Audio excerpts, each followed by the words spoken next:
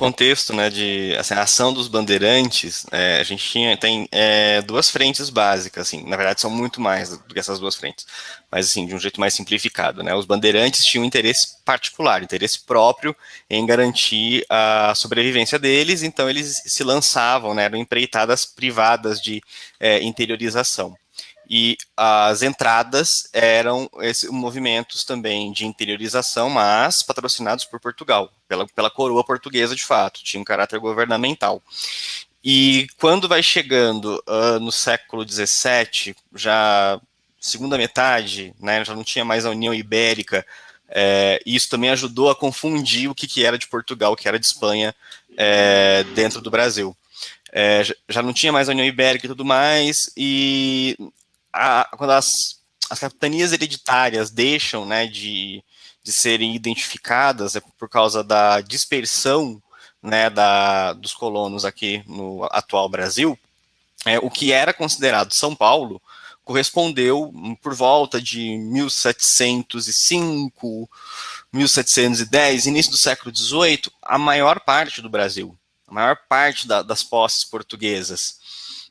Primeiro eles vão atuar em busca de indígenas fugidos para capturar indígenas, tem a figura do capitão do mato, aquilo tudo.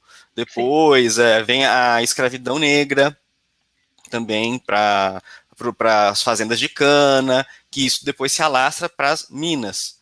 Né, e é graças, né, a essas empreitadas dos bandeirantes. Eu não estou romantizando bandeirante, pelo amor de Deus. Não, né, é simplesmente contexto não histórico, né? estamos romantizando bandeirantismo, nada disso. É um ponto de vista bem, né, eurocêntrico, né, a glória bandeirante, né?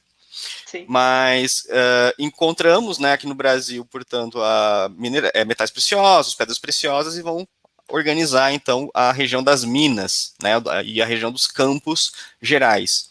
E nisso tudo era São Paulo. A maior parte era São Paulo. Nós tínhamos poucas províncias, né, dentro de toda a organização das Sesmarias, etc., além de São Paulo. Tinha Rio de Janeiro, existiu o Rio de Janeiro, só depois que vai aparecer o Grão-Pará, o Maranhão, a Bahia, Pernambuco, e uma grande parte dominada pela influência bandeirante.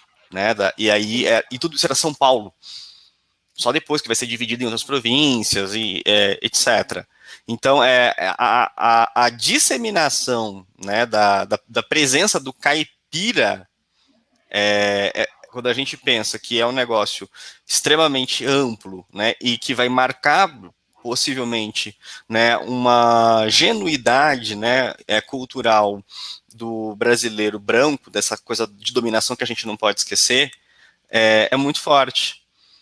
Até eu lembro, já que estamos aqui com uma professora de português, eu lembro do meu professor de língua portuguesa no ensino médio, falando da língua geral, antes do decreto, né, que pôs fim à língua geral no Brasil. Marquês de Pombal.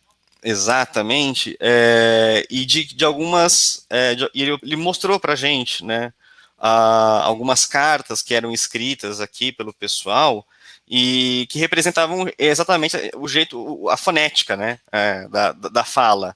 Então era para as encomendas dos bandeirantes e dos tropeiros também, que faziam o comércio do centro do Brasil com a região das estâncias no sul, e também já dentro de algumas colônias espanholas, né, dentro do território espanhol, na verdade.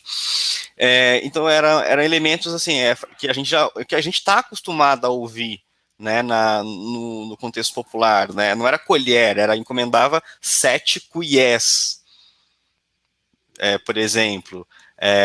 E aí vem o Marquês de Pombal para poder botar um fim, né, em todas essas outras formas, e toliu também o contato e a disseminação das línguas indígenas que já existiam aqui.